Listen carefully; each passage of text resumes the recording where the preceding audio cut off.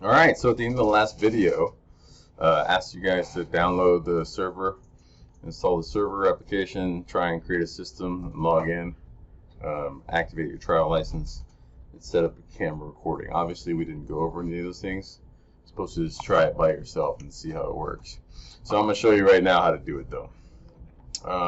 So to download the software and install the software, you just go to the same Nx thing. Go to your downloads once you've got it. To install the software, you just double click on it. I've already installed it, so let me uninstall it real fast. Takes a second. Close the application. Restart it. So I've uninstalled it now. Let's go reinstall it. So click here, agree, install. Any fun? Yeah. Check it out. Nick, you've already installed it? Yeah. So Nx Witness client, press yes. Allow Windows. Oh, I've already done the client. Sorry, this is the client. I'm at the server. Oops. So the server, I just installed the client. Let's install the server too, because I've already done that one. So let's get rid of that. Uninstall the server application. Close the application. Start to uninstall it. Close. Okay. So we've actually downloaded the beta version. So the best place to get the beta version, go to MyNX, grab the beta. We're showing 4.0 because we're showing some features. So it should be build 29227. So here I am, 29227. Click to install. I agree to the end user licensing agreement. Press OK. Windows will ask you to make changes. You say yes. And you're done. Wow. So fast. So fast. So that's how you install the server. Now, how do you know the server is installed? Two different ways. You open up the client, you can see new server. That means the server's been installed on the network somewhere, right? So there's two servers here. One of these is Nx, one of these is mine, one of these, there's three actually, and then one's the Nx2 with an older version, right? So we're going to ignore that for now, but I got to figure out which one's mine because I want to set it up on my machine, right? So the way to do that is just go check your network settings and look at the properties. Oops. Look at the status of the network setting you have and go to details and you can see your IP address. You can also open up a terminal. Lots of different ways to do it. That's one way. So we're 47. So this is us, right? Then Nick must be 8 because he installed the new 4.0 version. Yeah. Then we got the old one on the Nx2. Okay? So another way to know on Windows is you look down here and you'll see there's a little Nx now. It's called the tray tool. You can see the server is running and you can access the server log and the server web page from here, right? So once you've installed it, to set it up, you follow the instructions. Click to set up, right? So you're getting started with Nx Witness. So you have two options here. You can create a new system or you can add it to an existing system. So I'm going to create a new system. Right? Or I'll tell you what. When you set up a new system, let's call it Tony's demo. Right? Then you have advanced system settings here. If you're at a customer site, you don't want to automatically discover the cameras. Like we're going to pretend it's us right now. So actually, we're going to leave the device discovery on. It's fine. We're also going to allow it to optimize the devices. And then we're going to allow us to send anonymous usage statistics and crash reports. The third check mark is important because it's where we get our compatible camera data, right, on ipvd.networkoptix.com. That's where we can find out what cameras are out there in the real world. If we detect them on the same 3 systems with the same settings, that camera is now compatible on it, right, with the manufacturer and everything else. So we'll leave it as it is. Go next. Right, Tony's demo system name. Next. Now you have to set up the owner password. It says administrator password, but actually this is the system owner password. It means that whoever has this password can access all of the system. They can connect to cloud. They can disconnect from cloud. Anyone who has this password can blow up your system. So make sure it's a good password.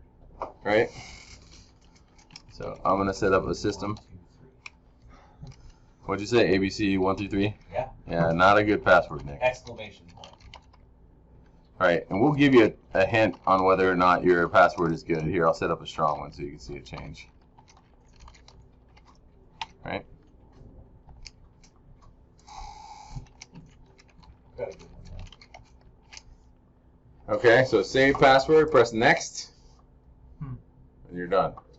The system's ready to use. You're going to be logged in now in the client with the admin password that you just set up, the owner password that you just set up for the user called admin, right?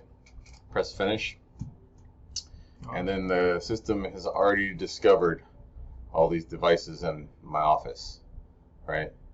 So some of them are USB webcams. Like there's a USB webcam attached to the computer. We're using it right now to record Camtasia, so it's not accessible, but it would be accessible if it wasn't being used. There's the Acti camera, so there's Ingfan and Nick. Wave, hello everyone. Some of these cameras you can see have come in and they're locked. That means there's a password for that camera that is not standard. It's not the default password. So you have to input that password, right? All right. What's your password, tell me? I'm not telling you my password. So just leave it as it is right now. So let's set up camera recording on one of them. Nick, why don't you grab the one of the DW cameras? Set it up. Why don't you grab the fisheye camera on the side there and set that one up for recording, right? And I'll set up this one. So to set up a camera for recording, or multiple cameras for recording, you just highlight the cameras you want, right? And you right click. This is how you can set up multiple cameras for recording at the same time. 2 cameras, recording schedule, frame rate, quality, record always, you know, basically. So I'm going to set this up to record 5 frames per second all the time at medium quality, right? We'll go over the settings themselves, but basically you can set up the frame rate, the quality. Quality is specific, and it basically depends. You can see the bit rate change. Depends on the manufacturer, it depends on the camera. Our guys will optimize basically for the highest possible quality image, the lowest possible bit rate, if you let us optimize cameras. But that being said, you can also go in and you can set up a target bit rate here, right? So you could actually adjust the bit rate of what you're going for to be something more precise. But me, I like to use medium or high. Right? Best means lossless, so it's going to be huge, right? So you press apply. Now notice this, I've got 2 of 0 professional licenses used, so it's not going to allow me to set up this recording right now, right? So I need to activate licenses here. So when I click on activate licenses, it takes me to the system administration dialog, and then there's internet activation and manual activation. Internet activation is the easiest way to activate a license. You basically get a license key from us, you put it in here, it'll list all the different things that you have associated with that one key. Right now I'm going to activate a trial license. So when I go, okay, activate trial license, well, you can see I got a trial license now, but it's expired, right?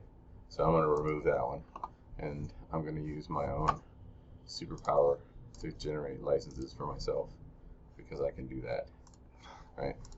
Nick, have you tried setting up the trial license on that one? Yes, it's expired. It says expired as well? All right, let me generate a couple licenses real fast for us.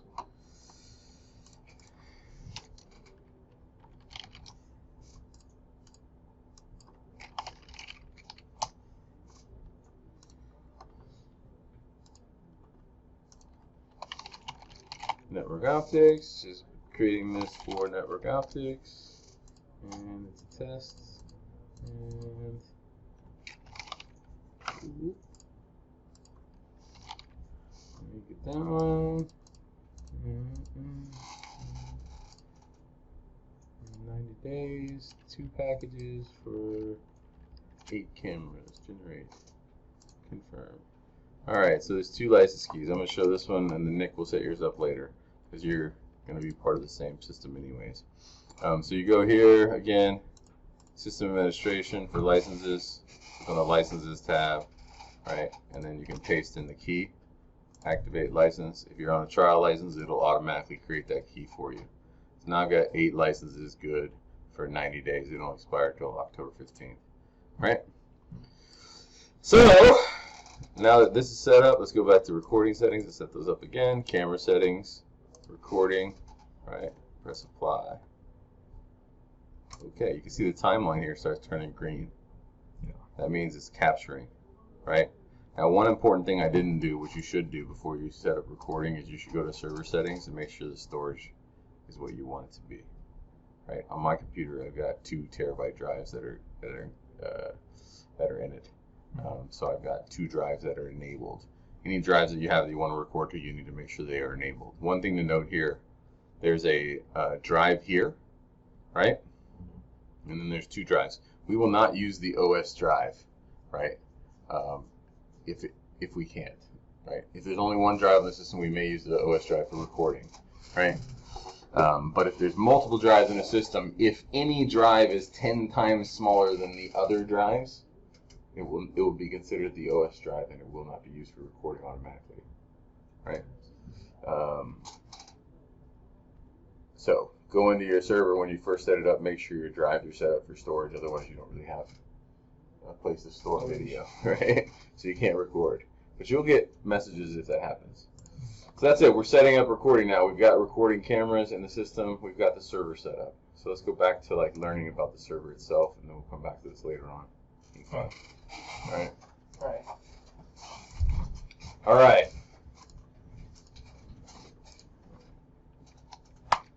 So 10 minutes in, we're going to burn through this pretty quickly.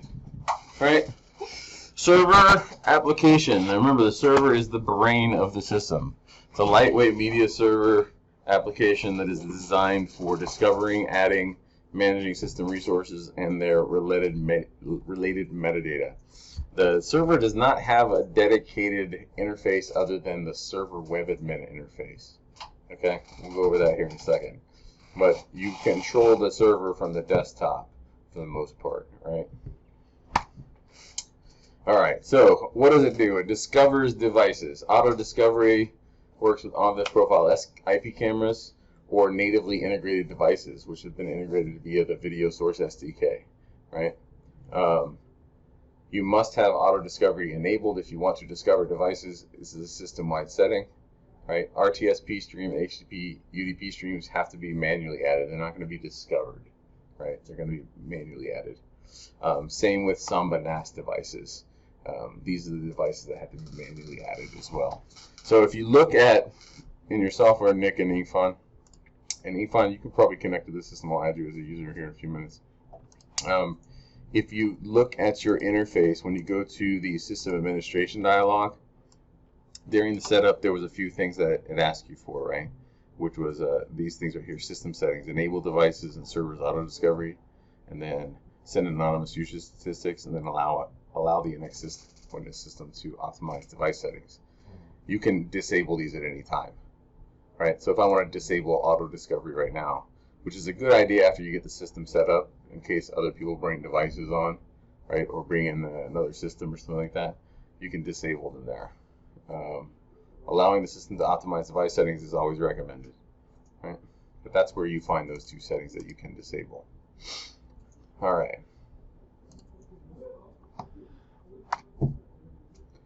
Management. So the server manages its stores. It has an SQLite database. So you don't have to install any prerequisite database software as you saw during the installation. Everything's installed right away along with the software. And inside that database, you got device configurations, you got rules that have been created by people, you got your failover and redundancy settings, and then it also manages the type of connection between the clients and the servers, right? So also manages all the archive video, indexes all the video wherever it's being stored, and then it also handles the backup of archives, so you can record multiple places at once, right? So a couple key points: you can back up your configuration and restore from a previous system if you need to.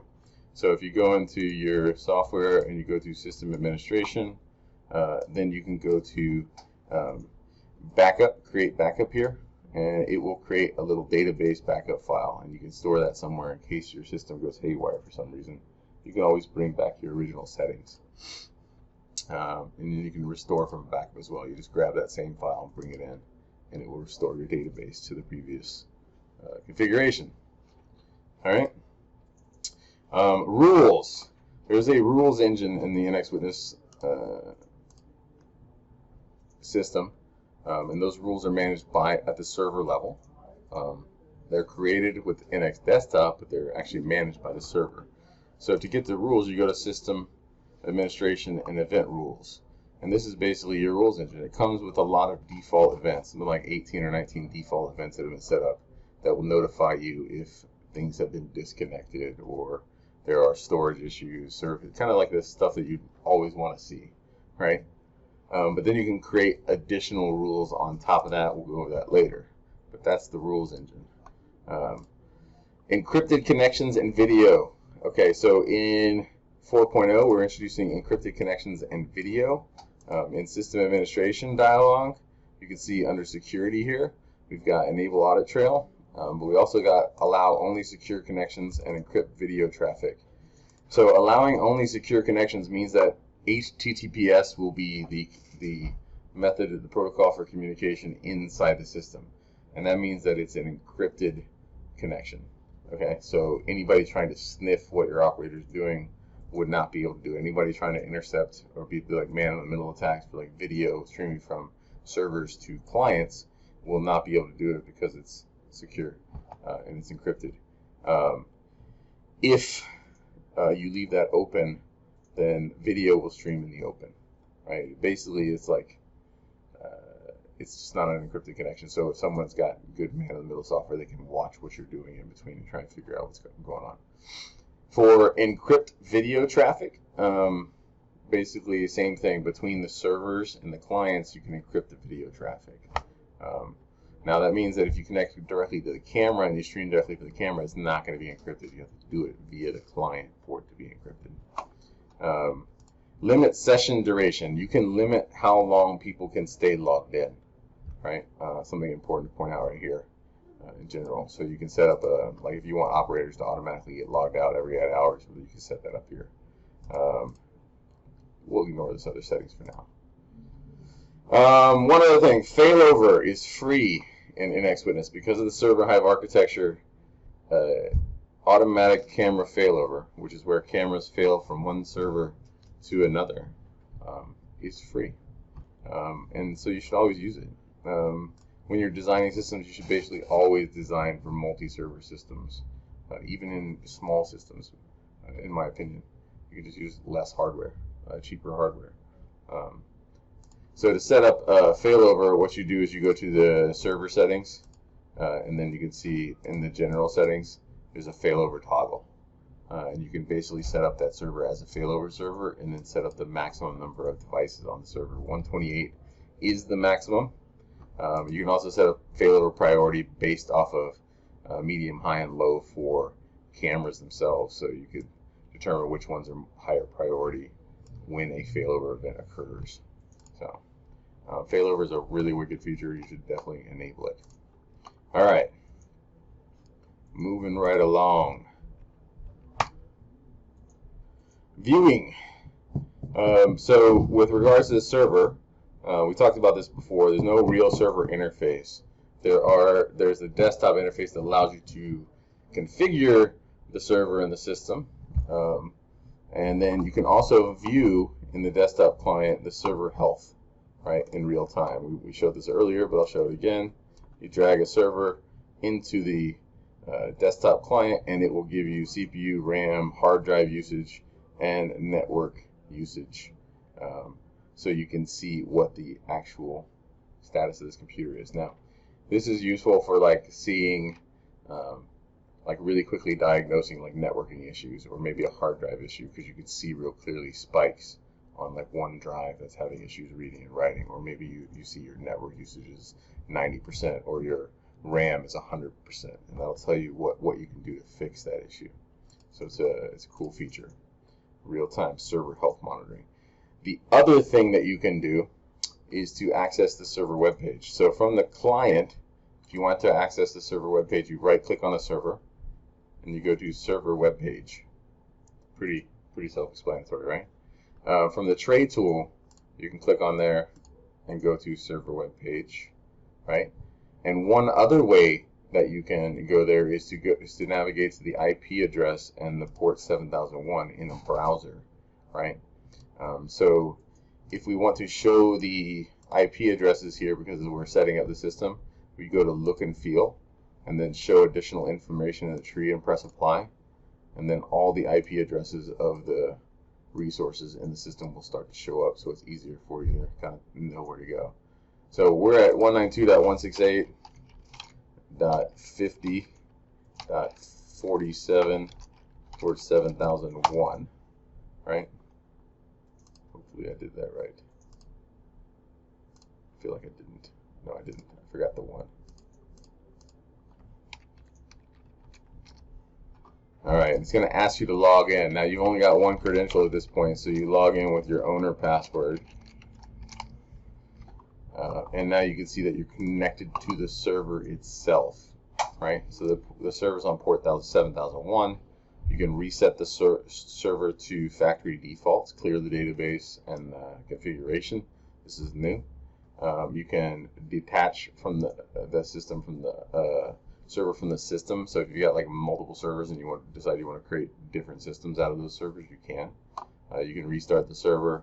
You can change the owner password for the system if you're logged in as the owner, right?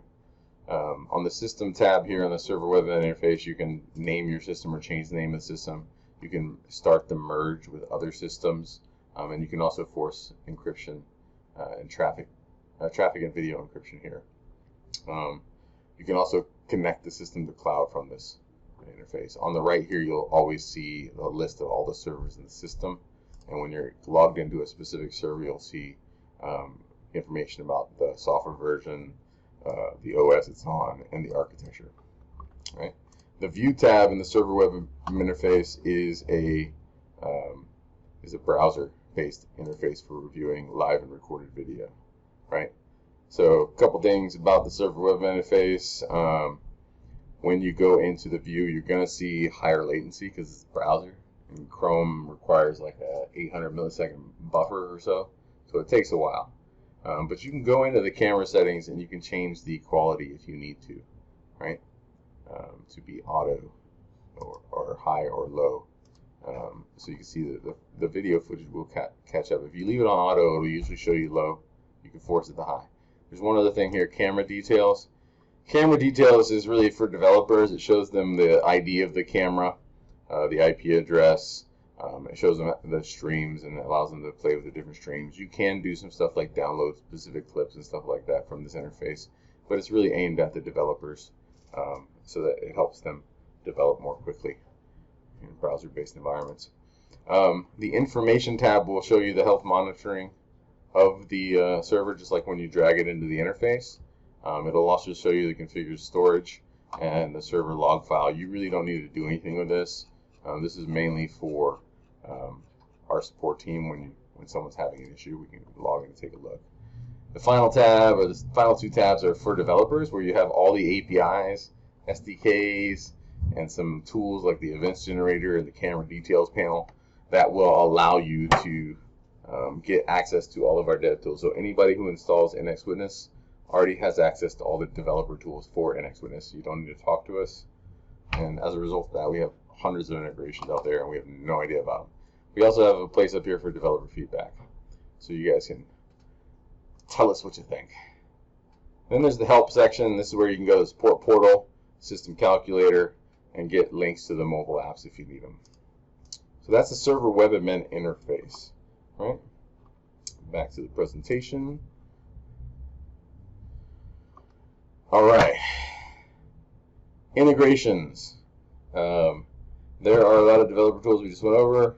There's the HTTP events and actions, server API, metadata SDK, video source API, storage SDK, and the cloud API. They're free and they can be accessed, just like we talked about.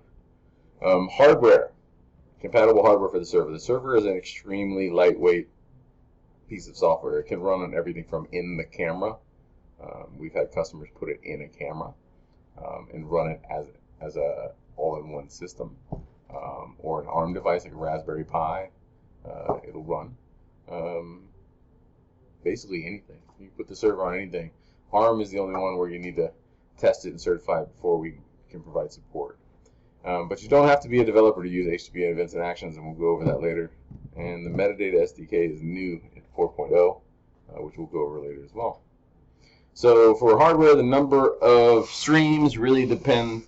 The resolution and the number of cameras is what's going to impact the hardware performance. That being said, our developers say that we can handle 128 HD cameras on a single core of a Core i3. So you should not really have to worry about what hardware you're installing our server application on. It should run really well. If you really want a beast of a server, just to make sure, up to 128 cameras. The one thing is the RAM, 40 megabits per camera, right? So if you've got higher res cameras, you might, like 4K, you might want to beef up that RAM a little bit more too, just to be sure, because you're dealing with much higher resolutions. So number of resources per system, 10,000. Number of clients per system is unlimited. Number of streams per server is 128. Number of servers in a server high, 100. Number of users in the system, 1,000 for recommended maximum. For supported operating systems, Windows, Ubuntu, Linux, and some ARM devices, right? Just like before, Windows is primarily the number one operating system out there, but Ubuntu Linux is coming on hard in the server side because it's stable and you can protect it, and it's free. So, just like in the desktop, always check the support portal if you're not sure which OS we're supporting with a new version. In terms of unique capabilities, we went over this a little bit. No prerequisite database needed. So it's SQLite plus proprietary archive index. It's lightweight. It's like 80 megs or less to install the whole server application. You got the server hive that combines the automatic camera failure and instant configuration updates. Local storage will always be faster than network attached storage, right? So because software is so lightweight, because you've got the server hive infrastructure and failover, when you're designing systems, it's better to spend the money on getting servers and not NASs for storage. NASs are great for backup. Servers are ideal for like your active system, because your storage that's located right next to a server is going to be much more responsive and snappy than something that's going to be network attached. Not to mention the network attached stuff might get disconnected, right? So always remember local storage is better. Yeah, you can integrate new storage mediums like Veracity Cold Store we talked about previously using the storage SDK. Some other unique capabilities: archive integrity check. So when the server is running, if you go into the server and you have physical access and you find the media folder where the video is actually being stored and you delete one of those files, the system will tell operators that the archive has been messed with, right? So you do get a warning if somebody has screwed around with the archive, and you can find out where the missing information is as well. If a person has physical access to your machine, not great. Basically, you can talk about security and everything, but if someone has the ability to get to your machine, they could reinstall Windows and get all your information, basically, right? So make sure you have your servers installed or stored somewhere secure. Nx Witness does let you record at 2 places at a time.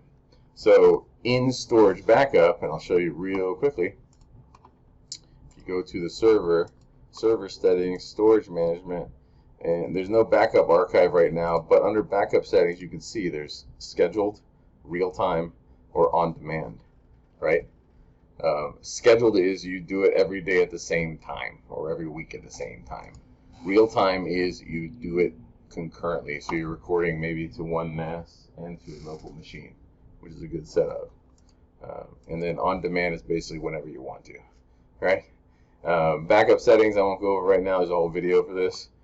Basically, you need to select every camera on every server where that camera has recorded video if you want that video to be backed up. So, server backup. Cybersecurity is important to NX. So, just like we said, don't let people get physical access to your machines. We do pay attention to other forms of nefarious ne'er-do-wells. nefarious doers. So man-in-the-middle attacks, denial of service attacks.